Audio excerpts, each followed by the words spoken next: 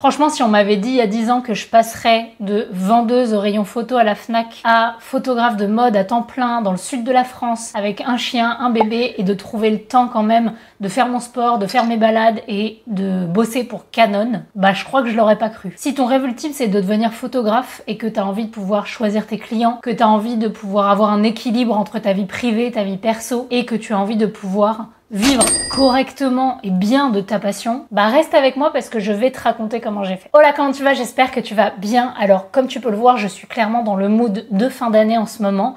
J'ai fait mes petites décos de Noël, etc. Et du coup, qui dit mood de fin d'année, dit rétrospective un petit peu. On pense à l'année à venir, on regarde ce qu'on a fait l'année précédente. Et du coup, je voulais te partager un petit peu le parcours que j'ai eu jusqu'à maintenant et comment j'ai fait pour qu'aujourd'hui, en 2024, à 29 ans, j'arrive à vivre à 100% de la photographie de mode, que j'ai pu déménager dans le sud et retrouver des clients en un an, que je puisse quand même trouver le temps d'avoir un bébé, un chien, de voyager, etc. Parce que je sais, je discute avec vous sur Insta, il y en a plein qui sont en reconversion professionnelle ou qui ont la passion de la photo et qui ont vraiment envie de ce type de carrière. Et donc si ça peut inspirer quelqu'un, motiver quelqu'un à travers cette vidéo, bah, je pense que ça peut être une bonne idée. Et reste jusqu'au bout parce que évidemment, je vais te donner les outils nécessaires pour pouvoir avoir ce type de carrière beaucoup plus rapidement qu'en 10 ans comme ça a été mon cas. Alors comme tu as pu le lire dans le titre, personnellement j'ai commencé en tant que vendeuse Fnac, donc j'ai fait un bac littéraire, aucun rapport avec la photo, mais je savais déjà que je voulais travailler dans le domaine de la photo. Du coup après mon bac littéraire j'ai fait un BTS photographie parce que je pensais que c'était nécessaire pour pouvoir travailler dans un domaine comme ça, et puis parce que voilà, je venais d'une famille où on m'a quand même rabâché qu'il y avait la sécurité d'avoir un diplôme et donc bah, j'ai préféré faire un diplôme de photographie parce qu'à l'époque je connaissais rien du tout. Personnellement je pense sincèrement du coup en ayant fait ce BTS que c'est pas nécessaire. J'ai appris plein de choses sur la technique de la photographie que je ne connaissais pas. Par contre, sur toute la partie concrète de vivre de la photo, bah j'ai rien appris du tout. Donc en sortant de ce BTS, bah j'étais un petit peu perdue sur ce que je devais faire concrètement. I don't know. I'm lost. I'm scared. I feel like I'm disappearing. Je savais pas quel type de photo j'aimais, je savais pas quel métier je voulais concrètement dans la photographie, je savais juste que je voulais vivre de la photo. Mais comme j'avais pris un appartement et que j'avais commencé à prendre mon indépendance, bah, il fallait payer les factures. So, gotta pay the bills, right? Et donc le premier job que j'ai fait, c'est d'être vendeuse au rayon photo à la Fnac. C'est le seul truc que j'avais trouvé qui était un petit peu en rapport avec la photo et qui ne déplaisait pas trop. Mais on va pas se mentir, c'était pas le goal quoi. Donc j'ai fait cet intérim à la Fnac qui a duré à peu près 6 mois, je crois 6 ou 8 mois. Et comme c'était une mission d'intérim, bah ça avait une fin. Et à la fin, mon contrat n'a pas été, comment on dit, reconduit. Donc là, je me retrouve sans job. À l'époque, en plus, il faut savoir que mon mari, enfin mon copain, du coup, c'était mon copain, était au chômage et allait percevoir la fin de son chômage. Donc, il fallait absolument que je retrouve quelque chose parce que sinon, on allait être dans la merde, quoi. Heureusement, le même mois, on a trouvé tous les deux un job. Et donc, moi, j'avais trouvé un CDD en tant que chef de projet dans une start-up qui faisait de la photo immobilière. Encore une fois, le but, c'était juste de trouver un truc un peu en rapport avec la photo et avec mon expérience et mon expertise, qui était faible à l'époque, hein, on est d'accord. Mais je voulais pas abandonner le fait de bosser dans la photo, même si c'était pas du tout ce que je voulais faire, d'être chef de projet, quoi. Well, Chuck, you gotta do what you gotta do. Donc pendant un an ou un peu plus d'un an, je sais plus, j'ai bossé dans cette start-up qui finalement a voulu me reconduire parce que je faisais du bon boulot, etc. Donc voulait me signer en CDI. Et donc mon job, c'était de faire les retouches des photos immobilières qu'on nous envoyait, parce qu'il y avait des photographes du coup. Je faisais les retouches et j'appelais les photographes pour faire leur planning, pour leur dire bon bah voilà, est-ce que demain t'es dispo pour aller à telle adresse, etc. Et donc clairement en fait c'était hyper frustrant parce que j'étais de l'autre côté de l'ordi, j'avais des photographes au téléphone toute la journée, même si c'était pas dans le domaine qui me plaisait de ouf, l'immobilier, mais j'avais des gens toute la journée qui vivaient de la photo au téléphone et moi c'était pas mon cas parce que j'étais derrière un bureau et je faisais des horaires de bureau, je devais me taper le métro tous les matins et tous les soirs, bref, voilà, je faisais pas ce qui me plaisait et c'était très frustrant. Et donc à force je me suis posé la question, mais est-ce que je pourrais pas justement passer de l'autre côté en commençant dans l'immobilier pour cette start-up, ça me permettrait d'avoir un salaire un petit peu récurrent avec les missions immobilières parce que du coup je savais à peu près combien les photographes gagnaient et ça me permet de commencer à être auto-entrepreneur. Je me suis posé la question longtemps parce que j'avais quand même un salaire fixe et on m'a proposé un CDI dans cette boîte et j'abandonnais tout pour être auto-entrepreneur et avoir aucune certitude. Mais franchement, j'aimais tellement la photo, je voulais tellement le tenter que bah, du coup, c'est ce que j'ai fait. J'ai refusé l'offre de CDI et je leur ai demandé, j'ai fait une contre-proposition en fait. Okay, then here's my counter-offer. Et je leur ai demandé si c'était possible de passer en auto-entrepreneur pour eux en tant que photographe. Et c'est comme ça que j'ai commencé du coup la carrière de photographe en indépendant. Donc en 2015, j'ai créé mon statut. Et donc l'année prochaine, ça fera 10 ans. Pour cette start-up, au début, j'ai fait donc de l'immobilier. Donc tous les jours, j'avais 4 ou 5 shoots qui duraient une demi-heure, 1 heure, où je devais me rendre à une adresse. Je prenais les photos de la maison, de l'appartement et je les envoyais le soir. Et je faisais ça tous les jours. Et j'ai rapidement réussi à dégager genre 1 200 € par mois, ce qui me permettait de payer mes factures. Et au début, c'était suffisant. Cette start-up ensuite a démarché le culinaire, donc Uber Eats, Deliveroo, etc.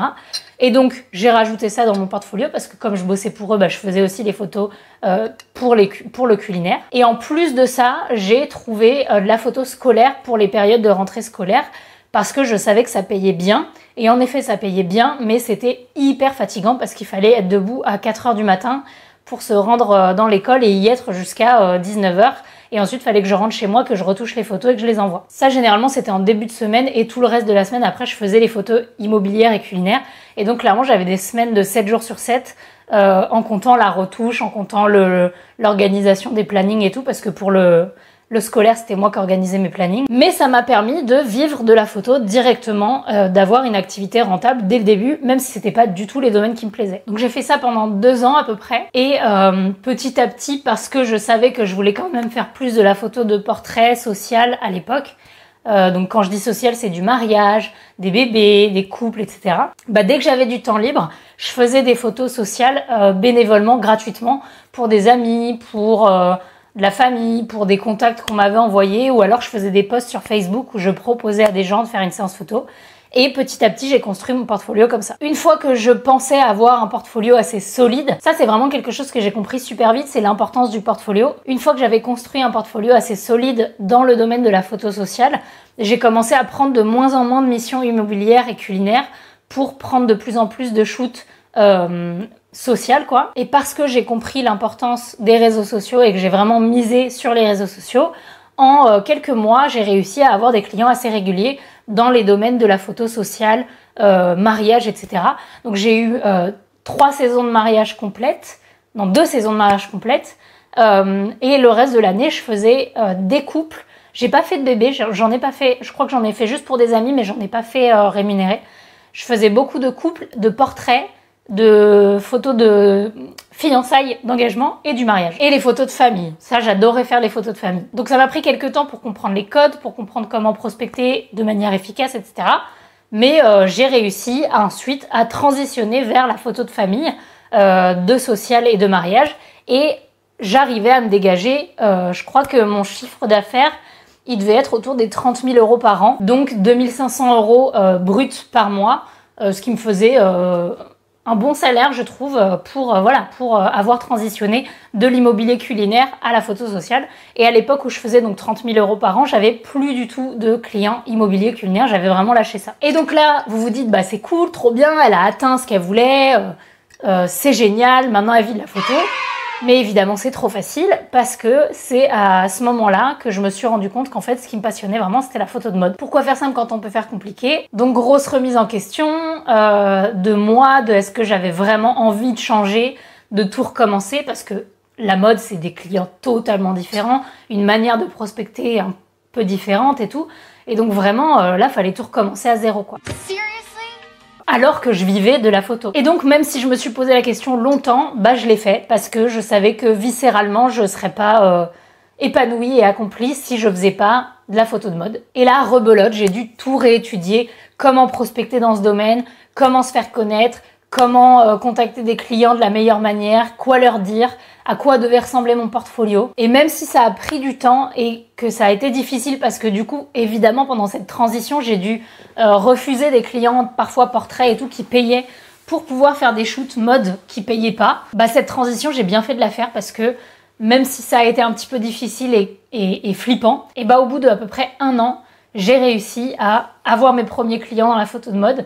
Et ça m'a reboosté, ça m'a redonné toute la motivation que j'avais besoin pour continuer dans cette voie, quoi. Comme vous commencez à me connaître, je n'aime pas la facilité. J'ai réussi à vivre de la photo de mode depuis ces dernières années, mais après c'est dans ma vie personnelle qu'il y avait des choses que j'avais envie de changer. Et donc, comme vous le savez déjà peut-être, j'ai déménagé dans le sud, j'ai eu envie de déménager dans le sud parce que, plein de raisons personnelles, quoi. Et l'année dernière, j'ai eu un bébé. Et vous savez quoi? Malgré ces gros changements de vie qui pourraient être compliqués sur une carrière d'auto-entrepreneur, et parce que maintenant je sais comment faire, je connais les bonnes méthodes pour trouver des clients, pour me faire connaître, pour me faire un réseau, j'ai vraiment pas eu de mal à faire cette transition de changer de région, parce que je suis passée de la région parisienne au sud, c'est quand même pas les mêmes clients. Là-bas, dans le sud, on me connaît pas du tout, j'avais pas de réseau. J'ai dû recommencer à zéro encore une fois, mais maintenant, je connais la méthodologie, je connais la stratégie, et donc je sais ce qui fonctionne. Et voilà, ça fait 2 ans que j'habite dans le sud et je continue à vivre très bien de la photo. J'ai des clients. Je me suis arrêtée de travailler avec ma grossesse pendant presque 6 mois, voire 1 an. J'avais mis en pause les clients. Et pourtant, là, quand j'ai repris, parce que je sais comment faire, je reprends mon activité. Et franchement, j'éprouve beaucoup de gratitude, mais je suis aussi très fière de moi parce que je sais que c'est avec le travail que j'ai mis en amont et les années de galère que j'ai eues avant qui font qu'aujourd'hui, je peux me permettre de faire des pauses, je peux me permettre de partir en vacances 2 semaines. En plus de tout ça, j'ai eu l'immense honneur d'avoir été contactée il y a 3 ans par Canon pour pouvoir être créatrice de contenu pour eux. Ça, c'était vraiment un immense privilège pour asseoir un peu en fait tout ce que j'avais fait, ma crédibilité et pour me récompenser en fait de tous ces efforts. Donc ça, c'était vraiment un moment incroyable. Donc s'il passe par là, merci vraiment Canon de me faire confiance là-dessus. Donc si ce parcours, ça t'inspire et que toi aussi, tu as envie de vivre de la photo, de pouvoir être auto-entrepreneur et d'avoir les clients que tu souhaites, d'avoir le temps de faire les choses qui te plaisent à côté, de passer du temps avec ta famille, etc. Et en 2020, donc il y a 4 ans maintenant, j'ai commencé à créer une formation qui s'appelle Devenir photographe pro. Donc ça fait 4 ans que je l'alimente, que je la modifie, que je l'améliore avec l'expérience que je gagne, mais aussi avec les retours de tous les élèves. Et parce que c'est le Black Friday en ce moment, je fais une offre que je fais qu'une fois par an. Donc si tu veux en profiter, c'est vraiment cette semaine. Je fais moins 40% sur cette formation. Et en plus de ça, j'ai rajouté, parce que je pense que ça peut être très utile, un coaching privé avec moi pour pouvoir te permettre d'avancer plus vite et vraiment de comprendre où t'en es dans ton activité ou dans ton début d'activité pour pouvoir commencer sur de bonnes bases. Dans cette formation, évidemment, j'ai mis tout ce que j'ai appris sur les différents domaines, que ce soit l'immobilier, le culinaire, la photo sociale, la photo de mode. Le but, c'est vraiment de t'apprendre à vivre de la photo, quel que soit le domaine. Je peux vous assurer que cette formation, j'y ai mis tout mon cœur. Si tu es intéressé par toute la partie prise de vue, retouche, etc., tu peux prendre la formation complète. Mais si tu es intéressé vraiment que par la partie gestion de business, trouver des clients, etc., j'ai fait une formule que pour ça, comme ça t'as pas à prendre toute la formation. Je te mets le lien en barre d'infos, le code promo c'est tout simplement Black Friday, on va faire simple. Et j'espère vraiment qu'en 2025 tu vas pouvoir changer de vie et atteindre les objectifs que tu voulais, c'est-à-dire de faire de la photo à 100%. Voilà, sur ce, je vais terminer tranquillement mon petit cappuccino. Je te dis merci d'avoir regardé cette vidéo. Si tu as envie de voir d'autres vidéos en rapport avec la photo, le business de la photo, n'hésite pas à t'abonner si c'est pas déjà fait. Et sur ce, je te fais des gros bisous et je te dis à bientôt. Ciao!